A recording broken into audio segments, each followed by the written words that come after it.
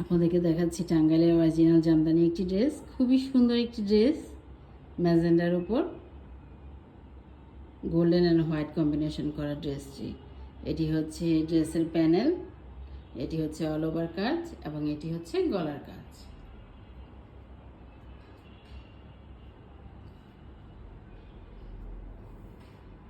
এটি হচ্ছে গলার কাজ, কপার অ্যান্ড হোয়াইট কম্বিনেশনের ড্রেসটি। এটি হচ্ছে ওড়না, এটি ওড়নার পাড়, এটি অল ওভার কাজ করা রয়েছে।